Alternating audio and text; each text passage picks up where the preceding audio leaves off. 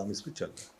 अच्छा, चलिए, ये तो होगी दिल्ली की कानून व्यवस्था की बात। अब मैं आपसे बात करता हूँ पुराने केसेस की, क्योंकि आप लंबे समय तक जो हैं क्राइम में भी रहे हैं और अलग अलग राज्यों के अंदर भी रहे हैं। आप गोवा में थे 2008 के समय में।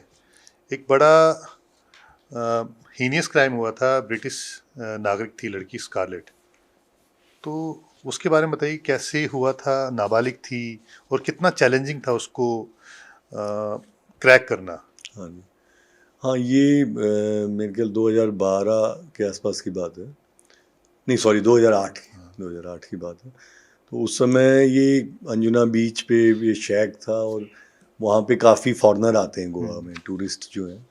और इस केस में बदकिस्मती से लड़की को उसका परिवार छोड़ के चला गया था, अच्छा।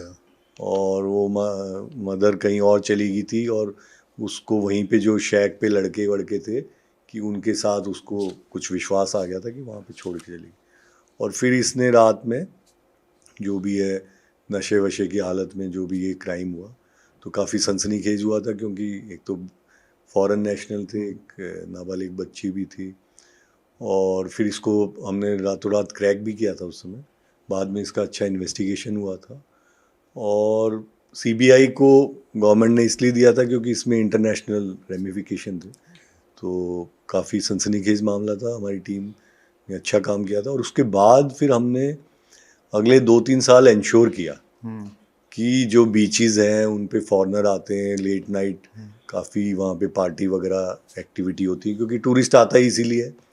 तो उसमें हमने काफ़ी कोशिश की अगले 3-4 साल तक, फिर ऐसा कोई इंसिडेंट नहीं होने दिया। और साथ में ड्रग्स पे भी हमारा वहाँ पे काफ़ी हाँ, और फोकस रशियन रहा। माफिया की बड़ी बात सुनने में आई थी उसमें, ऐसा कुछ इन्वॉल्वमेंट निकल के आया था? नहीं, उसमें ये लोकल लड़के थे इस वाले केस में। जो रशियन वाली बात थी उसमें ये था कि एक वहाँ पे बीच है, जैसे आरंबोल और ये जो वाला एरिया है। तो उसमें हुआ ये था कि काफ़ी सारे जब भी रशिया आते थे चार्टर्ड प्लेन्स, ओके। तो वो लोग उसी एक बीच को उन्होंने पकड़ लिया था। अच्छा। और हो क्या गया था कि वहाँ पे फिर रेस्टोरेंट भी सारे रशियन हो गए थे, अच्छा। मेनू भी रशियन में होता था, और बाहर वाले को वो थोड़ा लाइक नहीं करते थे। तो फिर वो इस तरह की बनी कि इस पे जैसे यहाँ पे रशियंस का कब्जा हो गया। बल्कि ऐसा कुछ था नहीं, आज भी टूरिस्ट वहाँ पे हर तरह के आते हैं। और लेकिन वो बड़ा मुद्दा इसलिए बन गया था। अच्छा, रशियन टूरिस्ट से हमने पूछा कि भाई आप लोग क्यों आते हो, इधर क्यों आते हो? कहते जी सर्दियों में वहाँ पे इतनी ठंड हो जाती है हाँ, रशिया में। कि वहाँ पे उसका ईंधन वींधन जुटाने में इतना पैसा लग जाता है, गैस वगैरह में,